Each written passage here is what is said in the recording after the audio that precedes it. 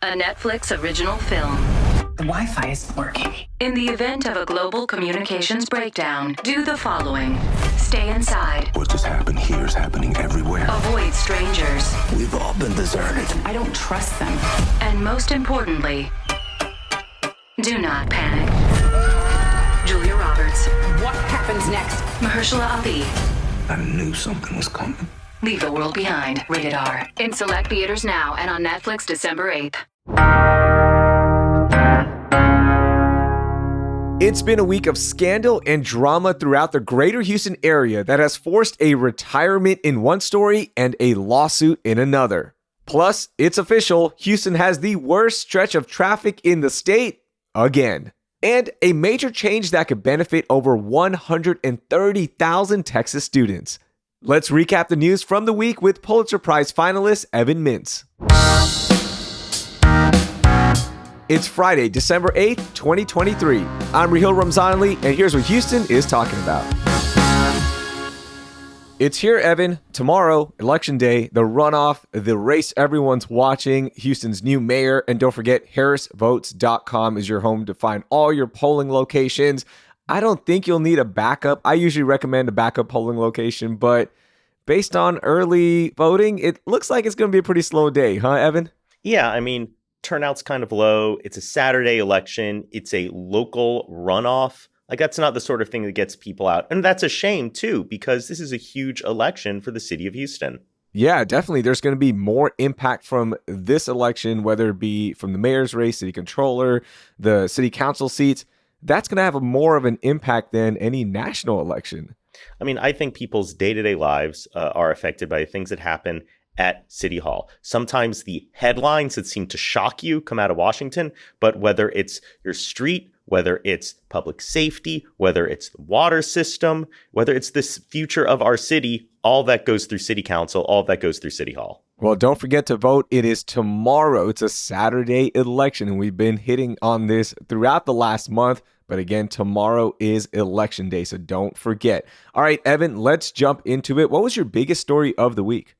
Well, I'm going to leapfrog the local elections and look forward to the primaries and say that the biggest story this week was a scandal on the Pervez Agwan campaign.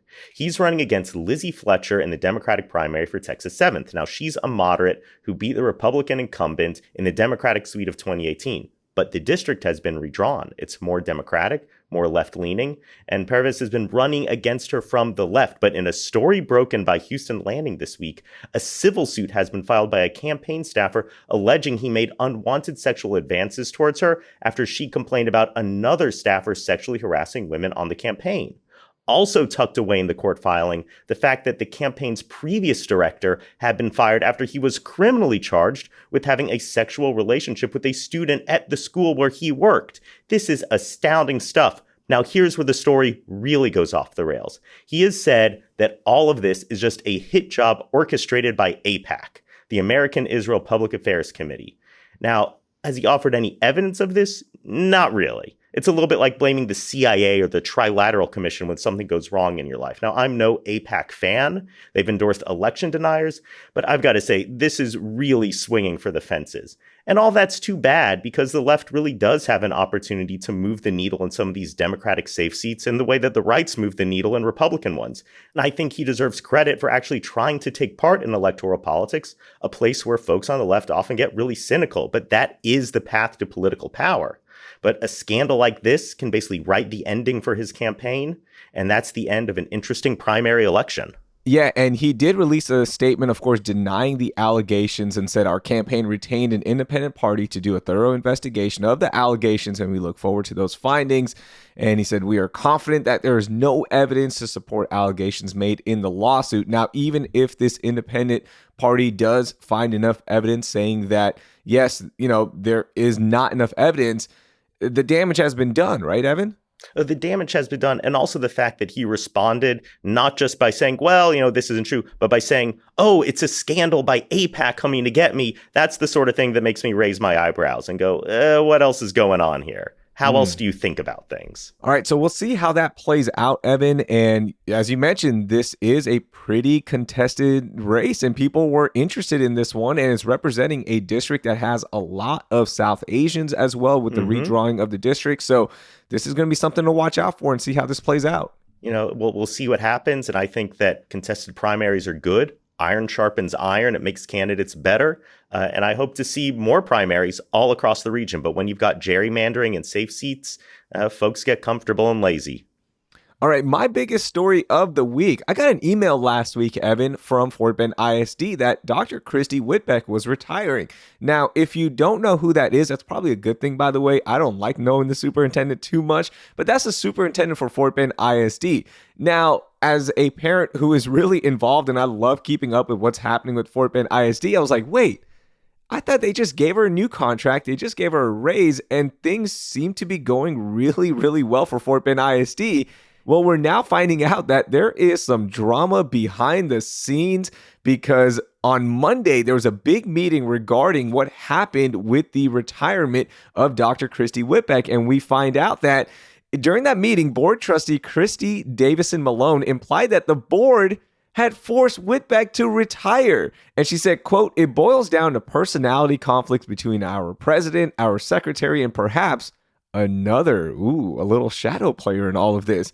Malone said that board president Judy Day offered Whitbeck an ultimatum that led to the superintendent's retirement, and other school board members then intervened before Malone could elaborate. This is where it gets frustrating as a parent. If you are going to force the superintendent out and you're going to make a drastic change, let us know why. Give us the real reasons, because during Dr. Whitbeck's tenure, they actually did pretty good with Fort Bend. The ratings were good with the schools. There was a big bond proposal that passed. Teachers have gotten raises. Things seem to be going really well. And now this drama creeps up out of nowhere. I mean, I hate how much attention we have to pay to public school politics these days, because it's never about the actual important stuff. Are kids doing well? Are they graduating into colleges and jobs? Are they learning? Are the teachers well compensated? That's not what any of this is about. It's always about something else. And I really wish that they would just be straightforward about what it is the board wants out of the superintendent and whether they're getting it or not. And as you point out, the fact that they're just not saying what's going on is really distressing. Yeah, really, really distressing. Now, her last day is going to be December 11th. They've already got Beth Martinez in as superintendent for the remaining of the school year, I believe, and they will find somebody else, or she might get the position. I have no idea. Again, I don't know because they're not giving us too much information. By the way, did you see what's happening with the TEA's school ratings drama as well, Evan? Oh my God, yes. They're saying that like a massive number of HISD schools would fail under the new ratings, but they're not allowed to do the new ratings. I just can't wrap my head around what's going on. Yeah, so they can't release the ratings just yet because several ISDs are suing TEA because of the way they are putting out the new ratings and the way they're calculating the new ratings are kind of unfair, and a lot of schools are going to take a big dip. So that is going on. It's like the whole education agency right now is a mess. It really is. And I think that's what happens when you see it politicized. People don't focus on the real goals there, and they get distracted by other stuff, and that's a shame. All right, let's get to your most overlooked story of the week. Evan, what do you got? My most overlooked story is the fact that the hierarchy of power in Houston is changing. Now, you guys already covered this story. It's the issue of the city addressing the water billing problems. There's a bunch of ordinances being proposed to fix issues in how people are billed for their water use, especially when undetected leaks have people paying thousands upon thousands of dollars in unaffordable bills. But the city's hands were supposedly tied in their ability to help. Here's the part that was overlooked.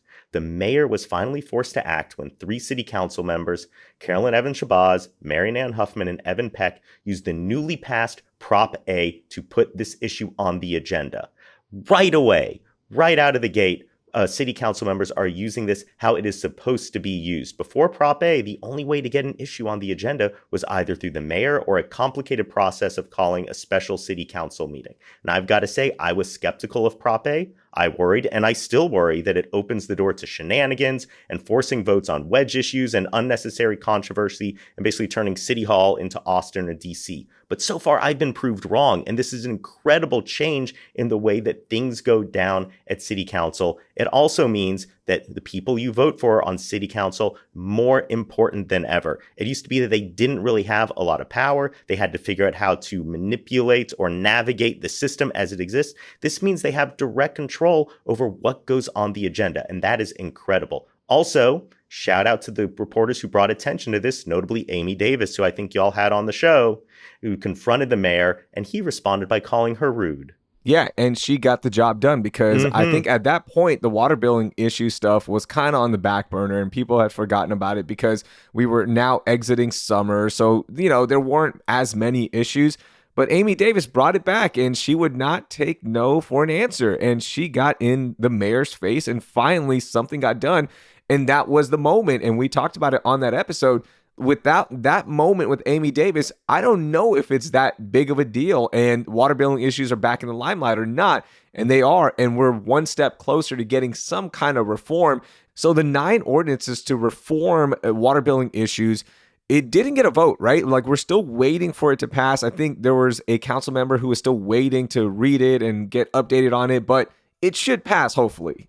Yeah, and stuff like that happens all the time at City Hall where someone will tag something. You'll have to wait a week or so as it goes through the process. That's kind of normal. It's frustrating sometimes, but that's how it goes. But to see something like this forced by those 3 city council members is incredible. And I hope that we see more of this happening. Man, shout out to Amy Davis, and hopefully we do get something done here shortly. Okay, you know this.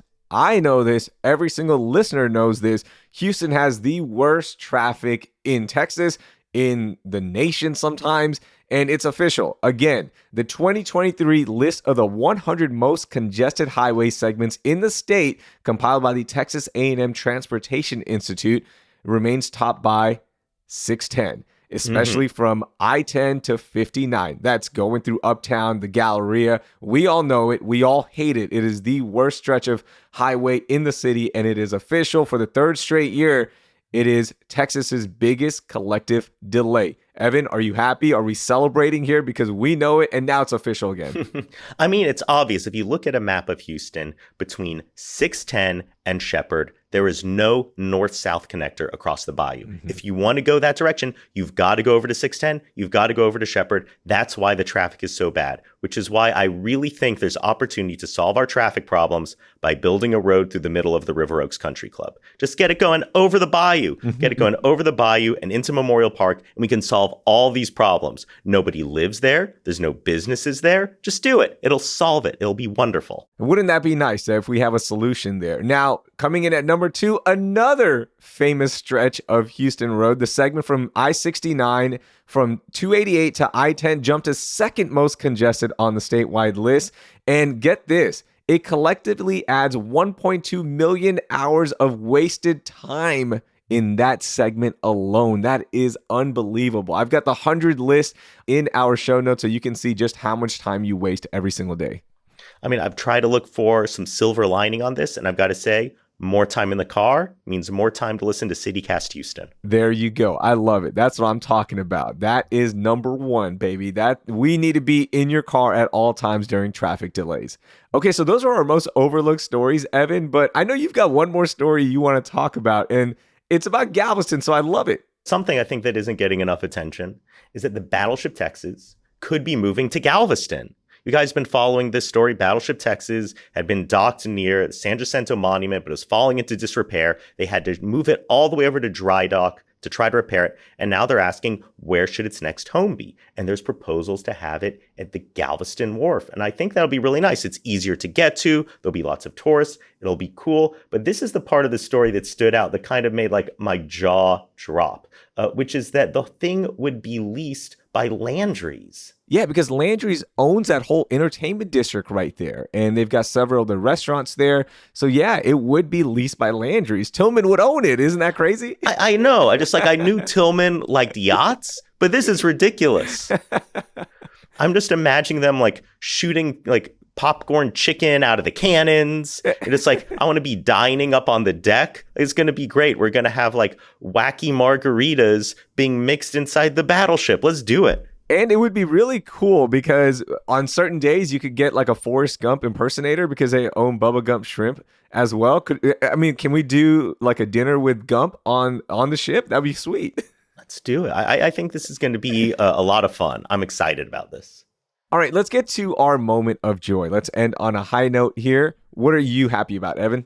I am happy that we're in the middle of Hanukkah. It is the second night of Hanukkah tonight.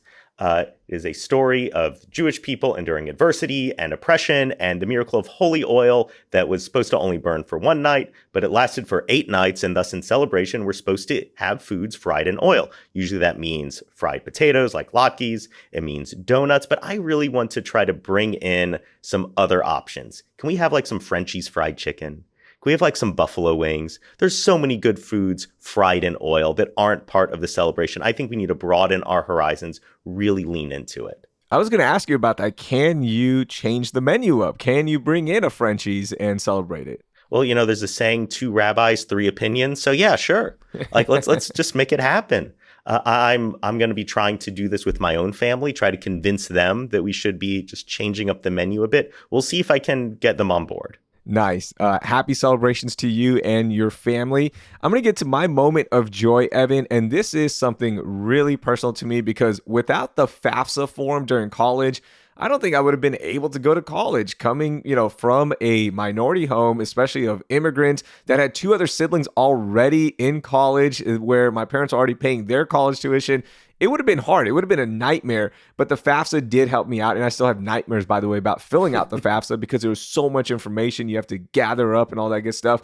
Well, finally, after more than a 2-month delay, students will be able to access the new free application for federal student aid, which is the FAFSA, by December 31st. And it's going to be simplified. I love this.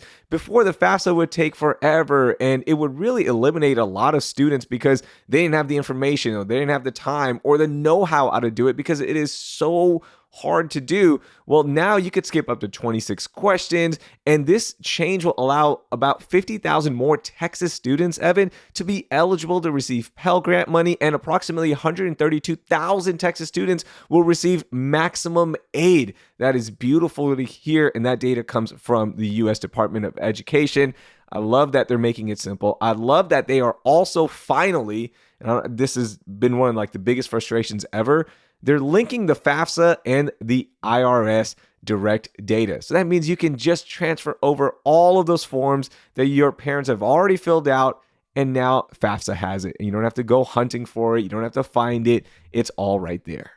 And I am so glad that you brought this up because I thought this is something that maybe gets in a little bit of the weeds, but I work on this in my job at work, trying to find ways to improve our higher education system, and to see this fixed is incredible. But there's still this barrier in the way, which is that the federal student aid, the FSA, which processes all these things, doesn't have the funding it needs. They need more funding to be able to process them, be able to answer student questions about paying back their debt, and overall just widen the pipeline so you don't have these weird barriers where people have to be on the phone forever when they've got questions. It's so frustrating that little things like that could hold it up, right? And I mentor a lot of college age students and high school graduating seniors, and that's their number one concern is like, look, I can't afford college. And I tell them, look, fill out the FAFSA and let's see what you can get. Let's at least try it, right? And then once you get to college, get that 4.0 GPA, try to maintain a high GPA, see what kind of governor's grants you can get, see what other scholarships you can get.